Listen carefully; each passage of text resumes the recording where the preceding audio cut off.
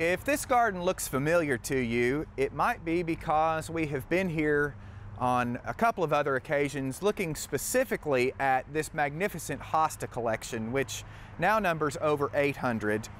But today, I really want to look at shade garden companion plants, things that will go with your hostas, but that give you different seasons of interest, different textures, different colors, and different types of foliage. One of this gardener's quests was to find evergreen species to mix with the hostas. Because there's such an enormous variety of hosta in this garden, in the winter, when everything goes dormant, it was awfully bare. So one of the first plants that she turned to was Rohdea japonica. And we're going to see some vastly different varieties of this, but I wanted to show you the straight species first as it exists in the wild. So this plant is about 1 foot tall. You can see that it has kind of narrow strap-like leaves, solid green, just a wide range of beautiful, beautiful plants. They come from Japan. They've been grown for hundreds, if not thousands of years, and there are many, many different varieties, all coming from one species. And you can see some of the differences in these plants. This particular variety has a long strap-like leaf, green with a white edge. There are other variegated forms as well. They also come in solid green. This is actually a plant that Cornelia grew from seed, and you can see that this leaf is a little narrower, also very long and strap-like. And again, these are completely evergreen in the garden throughout the winter. And if you look down here at the base of the plant, you'll actually see that the plant is in bloom.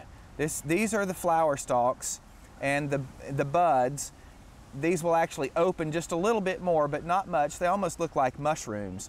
But that's the way the plant flowers, and they're pollinated by gnats and slugs, believe it or not. The slugs actually do a favor in the garden in this case, and this little spike will actually turn into a stalk of orange berries later in the season.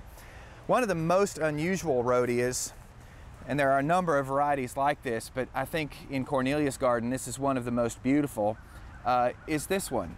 And it's called Sho Nishiki. And this is what is called a dragon's ridge. You can see where I'm pointing down the middle of the leaf here.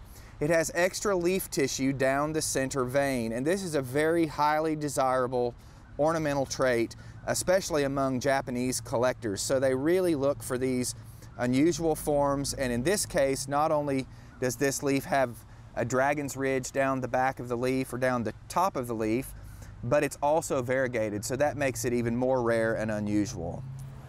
This beautiful variegated Rohdea is a perfect example of just how tough and adaptable these plants are. You can see that it is growing in a container, a very large container, sitting above ground, so it remains exposed during the winter. It still keeps its evergreen leaves, and this nice deep pot allows for those roots to grow down deep and be really sturdy and healthy to support all of this top growth. So this is a very, very adaptable plant. So a very close relative of Rohdea is this plant called TUPISTRA chinensis. This is a variety called Eco Ruffles because of these ruffled leaves. But what I really want to show you are these odd flowers. This plant, as well as Rohdea, actually members of the lily family, but you would never guess that based on these odd blooms.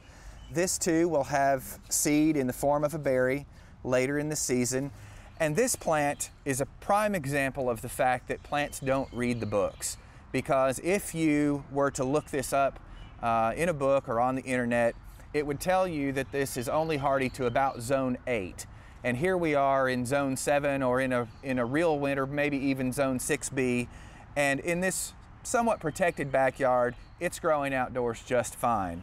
Well, we would be remiss in having a garden visit like this without meeting the garden's owner and caretaker, my friend Cornelia Holland, who has been so gracious to have us a time or two before also. Always enjoy it. And I always learn. We have talked hostas before, and now we're sort of talking companion plants.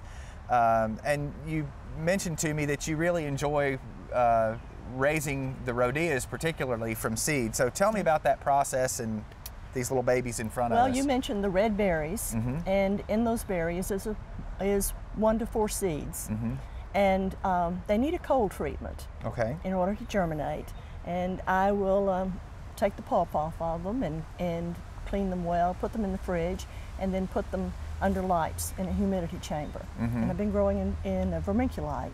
And these are some of the seedlings that have yielded this year.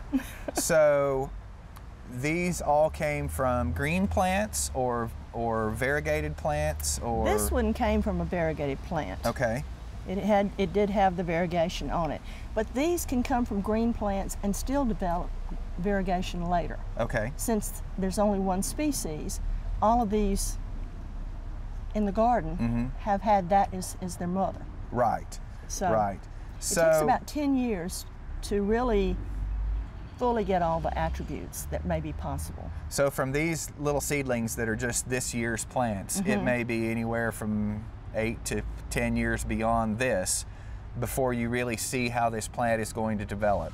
Or it may be sooner. Or it may be sooner. Which means that maybe if it's going to have that dragon's ridge that I talked about down the center of the leaf. I have one that has done that. Maybe that doesn't develop for 2 or 3 or 5 years down the road. One that's about a 3-year-old plant that has a ridge on one of the leaves. Okay.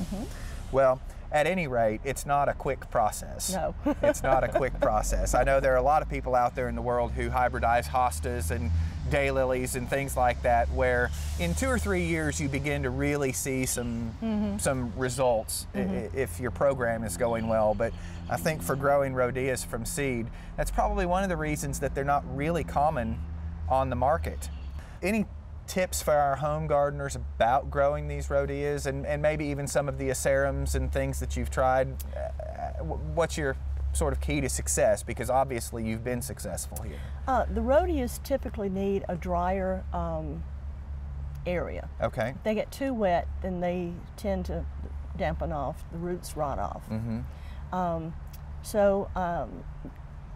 They need moisture, but yet good drainage. Good drainage. So your regular potting soil, you might mix it with soil conditioner or pine fines or perlite. Something to give it a better drainage. Loosen it up a little bit if you're growing them in containers. Yes. And in the ground, they seem to compete really well with tree roots. I know in my own garden, where some of the other plants suffer under the large roots of the oaks, the Rohdeas hang on tight. And do pretty well. They do. Well, Cornelia, I want to thank you for letting us come and take a tour of your garden again and be a part of this beautiful place. Glad you're here. For inspiring garden tours, growing tips, and garden projects, visit our website at volunteergardener.org or on YouTube at the Volunteer Gardener channel, and like us on Facebook.